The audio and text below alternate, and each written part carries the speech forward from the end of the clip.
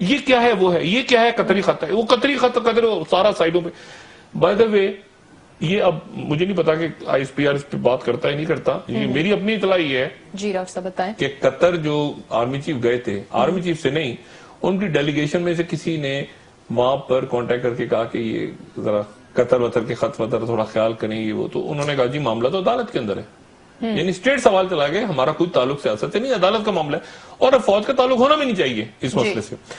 لیکن اب وہ اتنے انویسٹمنٹس ہیں, کاروباری شخصیات ہیں, باہر کا پیسہ ہر سیاستدان نے اپنے ساتھ ایک گورا رکھا ہوا ہے,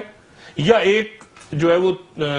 عربی رکھا ہوا ہے, یا کوئی دوسرا رکھا ہوا ہے, یا کوئی برٹش رکھا ہوا ہے, یا کوئی عجیب وہ ان کا ایک بزنس پارٹنر بنا ہوا ہے جو ان کے کام وہاں فیسیلیٹیٹ کرتا ہے. لیکن آف شور کمپنیوں میں بھی کوئی نکل رہا ہے. اب مصیبت یہ ہے کہ اس کے اندر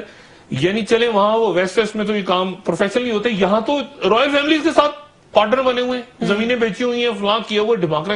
تو وہ ایک عجیب و غریب صورتحال بن رہی ہے. اب ایسی جب صورتحال بن جاتی ہے تو وہ بھی جان چھڑاتے ہیں, کہتے ہیں یار یہ ان کی مصیبت, ان کی عدالت پتہ نہیں کیا کرنے جا رہی ہے ساکھدار کے ساتھ, یار ہمارا تو نام الگ کرو, وہ جاسم کوئی اور تھا, یہ جاسم نہیں تھا. اس جاسم نام کے کئی بچے تھے اس خاندان میں, جاسم تو کئی بچے ہو سکتے ہیں نا, ایک ہی عرب خاندانوں میں تو ایک ہی ہوتے ہیں نا, فلانا بن اللہ, وہ کہیں گے یہ بچہ نہیں تھا, وہ جاسم کوئی اور تھا, یہ قطری خط کوئی اور تھا, وہ کچھ بھی کبھی قطر ہے, قطر ہے, ٹھیک ہے نا, وہ قطر کچھ بھی کہتے ہیں, وہ کہیں کہ یہ کوئی اور جاسم تھا, یہ تو خطی جعلی تھے. کوئی ساکھدار اگر جعلی